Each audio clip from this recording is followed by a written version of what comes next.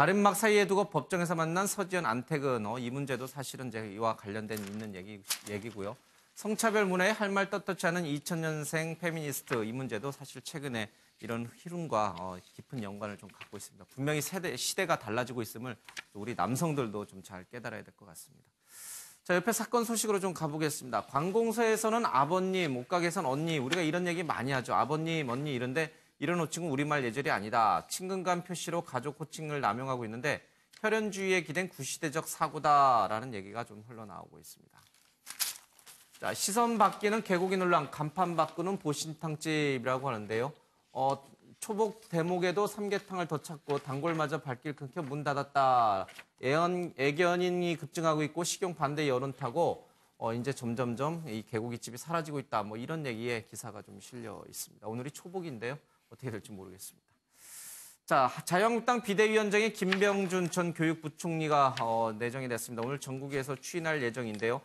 김성태 권한대행은 지난 한 달 내용이 송구하다. 당 상고의 과정으로 봐달라라고 얘기를 좀 했습니다. 자, 이 부분 좀 얘기 좀 직접 듣고 오겠습니다.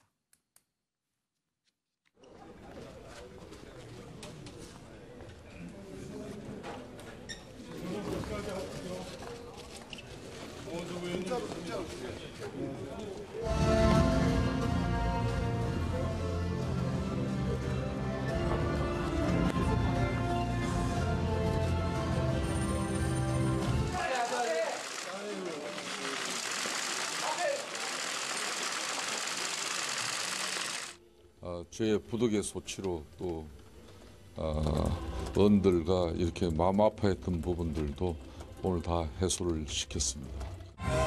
그동안에 뭐 잘못된 일에 대해서 그냥 사과했어. 안에서 분위기는 어땠어요? 좋았어. 내가 보기엔. 한두 분 뭐 몇 분만 예외적으로 말씀하시고 전체적으로는 다 좋았어요. 그럼 재신임 문제가 좀 잦아든 거라고 봐야 되는 거예요? 받아들인 거로 봐야지. 재신 문제는 끝난 거로 봐야 돼.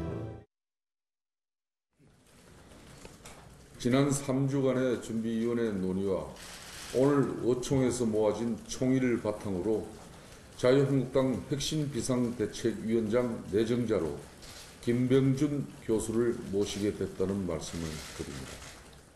김병준 위원장은 고 노무현 대통령 시절 청와대 정책실장을 맡아 참여정부의 정책 핵심을 주도해온 분입니다. 또한 학자적 소신을 가지고 냉철한 현실 인식과 날카로운 비판 정신을 발휘해 주실 분이라고 생각합니다. 지금 우리에게 필요한 것이 바로 투철한 현실 인식과 치열한 자기 핵심인 만큼 김 위원장이 우리 핵심 비대위를 이끌 적임자라고 판단했다는 점을 말씀드립니다. 노무현 정부에서 청와대 정책실장을 지냈던 김병준 전 부총리, 오늘 자유한국당의 이 구원투수로 등극을 하게 되는데 안상수 준비위원장이 저 사람 안 돼, 저 사람 탈락시키게 좀 해야 돼 라고 김진태 의원에게 얘기를 했는데 어떻게 됐습니다. 뭐 그건 사실 여부에 대해서는 뭐 아니다, 맞다 이런 논란도 좀 있긴 합니다. 이재용 의원에게 제가 여쭤보면은 뭐 어떻게 곤혹스러울 수 있으니까 지금 옆당에서는 어떻게 보고 있는지 모르겠습니다. 김치근 대변인, 노무현 정부의 책사를 구원투수로 뽑았어요? 글쎄요, 자유한국당 얘기를 뭐 제가 이렇게 해야 될지는 모르겠습니다만. 그러니까 더 냉정하고 객관적으로 해주셔야죠. 사실 김병준 위원장은 신선감이 좀 떨어지지 않습니까? 왜냐하면 이미 그 김병준 내정자가 될 거라고 거의 대부분 예측을 했어요. 예. 새로운 면이 좀 없는 게 있고, 두 번째는 지난 정부, 박근혜 정부 때 총리 내정자로 또 한참 그 회자가 됐고 사실 또 안 되긴 했습니다만은 이런 점들이 이미 그 자유한국당 측과 상당히 가까이 가 있는 사람으로 그 국민들에게 알려지면서 지금 자유한국당이 안고 있는 여러 그 계파 문제라든지 친박, 비박 이런 문제들을 해소하면서 그야말로 정말 우리 이재영 전 의원님 같은 젊은 그 개혁적 보수를 지향하는 분들의 힘이 발휘될 수 있도록 그렇게 좀 탈바꿈 시킬 수 있을까라는 거에는 좀 회의적이다. 이 말씀을 드리겠습니다. 저는 그 박근혜 정부 때 국무총리의 오르락내리락했다. 이때하고는 조금 차원이 달라 예. 보입니다. 그래서 뭐 약간 좀 혼동스럽고 정치의 그 원칙과 상식 이런 게 없지 않는가 이런 생각이 좀 듭니다. 예. 뭐 참여정부 때 교육인적자원부 장관을 했고 그다음에 더군다나 이념과 가치에 기반을 두고 정책을 결정하는 정책실장이라는 최고위직에 있었었는데 과연 지금에 있어서 정반대되는 당의 예. 당대표에 해당되는 비대위원장을 할 수 있는 것인지 예. 어찌됐건 간에 현상 자체를 놓고는 상당히 혼란스럽고 헷갈린다. 예. 이렇게 알겠습니다. 말씀드릴 수가 예, 있을 이정희님, 것 지금 같습니다. 옆당에서 어떻게 얘기하시는지 다 들으셨죠? 그러니까 네. 왜 이런 분을 그러면 뽑은 거예요? 글쎄요, 저는 그 지방선거 이후로 예. 쭉 주장했던 것이 우리 자유한국당은 지금 현재 해체돼야 된다고 얘기를 드렸고 또 세대 교체가 반드시 필요하다는 예. 말씀을 드렸습니다. 지금 현재 저런 모습을 보면서 제가 주장했던 것이 있긴 하지만 또 어찌 보면 기대를 해볼만 하지 않을까라는 그런 희망도 좀 갖고 싶습니다. 예. 왜냐하면은 지금 현재 그 우리 김병준 전 실장님의 여태까지 하셨던 그 언론에 나왔던 얘기들을 들어보면 또 간간히 이렇게 간접적으로 듣는 얘기를 들어보면은 이 보수와 진보의 양날개가 균형을 이루어야 된다라는 얘기를 많이 하신 것 같아요. 그리고 보수라는 거에 대한 가치에 대해서도 예. 많은 공부를 하셨고 그거에 대해서 기존에 많은 말씀을 해오셨어요. 사실 저분이 이게 뭐 갑자기 드러난 것 같긴 하지만 19대 때도 그랬고 그 꾸준히 당에 와서 이런 정치적인 얘기, 이런 예.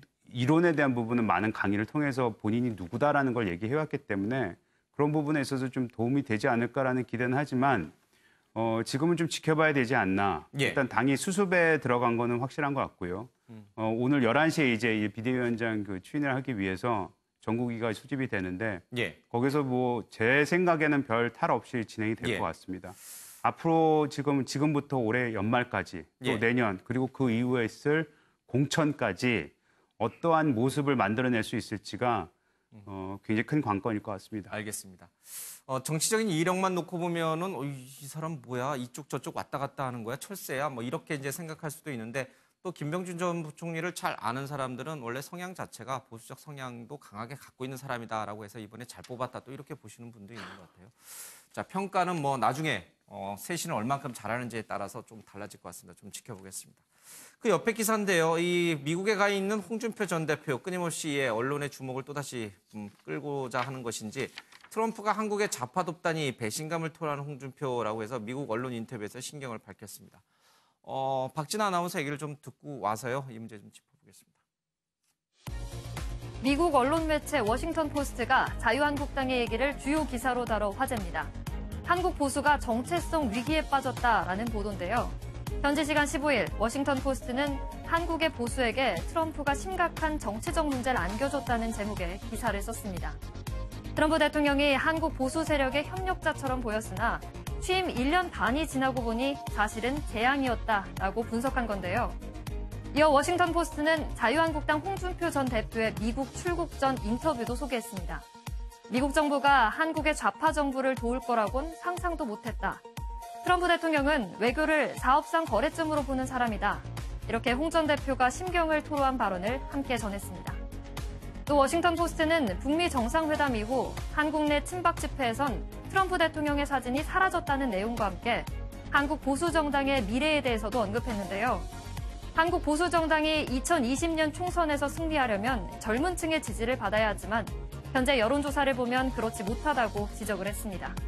과연 이 기사를 보고 한국당에선 어떻게 받아들였을지 주목됩니다. 자, 윤경호 의원님, 앞서 이제 김병준 전 부총리 얘기와도 사실은 좀 맥이 닿아 있는 부분이 분명히 있습니다. 트럼프 대통령이 김정은을 만난 게 우리 한국의 보수주의자들, 우파, 특히 자유한국당 내에서는 그렇게 불만이었나 보죠? 김병준 전 정책실장, 김병준 전 부총리의 개인의 변신, 그다음에 트럼프를 향한 홍준표 전 대표의 이 표현에서 저는 과연 보수라는 게 뭔가, 우리 사회에서 보수를 뭘 기준으로 예. 개념화하고 있는가 이런 거 한번 생각해보게 하는 것 같아요. 예. 뭐 본인이 나는 원래 보수였지만 노무현 대통령을 돕기 위해서 내가 정책실장으로 그 당시에 책사 역할을 했다. 예. 이렇게 뭐 한다면 뭐 어쩔 수 없는 거죠. 홍준표 전 대표가 좌파 정부를 돕는다라고 얘기하는 거 이거는 듣는 사람에 따라서는 사실은 홍준표 전 대표의 바닥을 드러내는 표현일 수도 있다 저는 그렇게 봅니다. 예. 트럼프라는 미국 대통령을 제대로 연구를 했는지 제대로 이해를 하고 하는 얘기인지 이런 거에 대한 반격이 나올 수도 있는 거거든요. 예. 다시 원점으로 돌아가자면 우리 사회가 지금 보수와 진보라고 얘기하면 저 사람은 내 편일 것이다라는 예단을 아마 가지고 상대를 평가하는 것 같아요. 심지어 외국인조차도 트럼프라는 미국 대통령조차도 저 사람은 당연히 내 편일 것이다라고 아마 홍준표 전 대표는 생각을 한 것 같아요. 김병준 전 정책실장을 보고도 저 사람은 내 편이 아닐 수도 있다 또는 내 편일 수도 있다라는 예단을 가지고 아마 지금까지 평가를 해왔으면 굉장히 엉뚱하다 이런 생각을 할 수 있을 거고 어찌됐든 우리 사회가 조금 더 저는 진화하는 모습 중에 하나라면 다행일 거다 이렇게 생각을 합니다. 무슨 말씀이냐면 정말로 냉정하게 따져서 보수와 진보가 여러 가지 잣대를 가지고 나뉘지만 우리 사회 아직은 보수와 진보의 그 잣대에 다 맞아 들어가지 않거든요. 이제는 조금 더 진화가 된다면 이 보수와 진보의 잣대가 좀 더 가지런해질 수 있고 상대를 조금 더 인정해주는 그러면서 서로 토론과 대화를 하고 발전해 나가고 이러면 좋은데 한 가지 뭐 꼭 짚어야 될 건 저는 홍준표 전 대표의 이 인터뷰는 굉장히 유감스럽습니다. 예. 자, 끊임없이 미국에서도 우리 언론에 기사거리를 던져주고 있는 것 같습니다. 자, 컷오프 통과하면 해볼 만하다. 민주당 전대 각계 전투가 벌어지고 있다라고 하는데 뭐 이런 이슈 때문에 크게 드러나지는 않고 있는 것 같습니다. 국회 원구성이 마무리가 됐습니다. 인기 높은 상임위 1년씩 나눠 맡기로 했다. 민주당 3곳, 한국당 5곳이라고 하는데 평화당과 정의당 입장에서 바른미래당 입장에서는 좀 불만이 있을 수도 있겠습니다. 미투 사태 번복 민병두 의원이 정무위원장에 올랐다. 이런 기사가 좀 실려있는데 조대진 부위원님.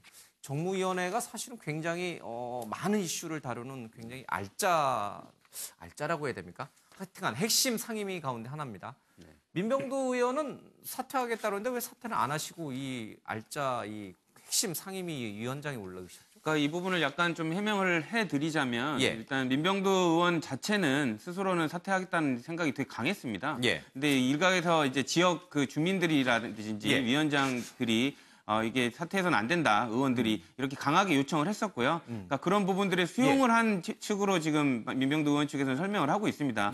물론 이제 그게 사실이었든지 해명이었든지 본인이 책임을 졌으면 국민들의 눈높이는 더 맞았겠지만 아시다시피 민병두 의원 같은 경우는 그 당시 사실에 관련돼서 다툼도 좀 있었고요.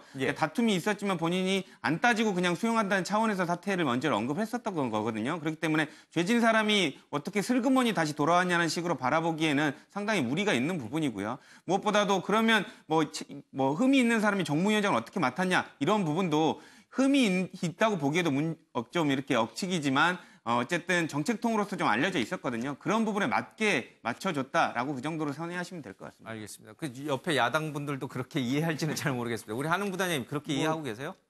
일종의 좀 그 미투하고 관련됐을 때 언급한 내용이 약간은 좀 그때 당시에 느꼈을 때는 약간의 좀 결벽증 같은 게 있지 않는가 그런 느낌을 가졌었거든요. 벌써 그게 한 수십 년 전 일에 대해서 노래방에서 그 노래 부른 것 때문에 내가 국회의원직까지 사퇴하겠다. 이게 좀 성급하고 그렇게 생각은 했었는데 그래도 아주 핵심 상임위인 정무위원장을 한다는 것은 약간은 너무 좀 시기적으로 너무 빠른 게 아닌가. 뭐 좀 다소 개인적으로는 억울한 일이 있을지는 모르겠으나 국민들이 이해하기는 좀 어려운 일이다. 이런 평가를 하고 싶습니다. 한마디 할까요? 하실래요?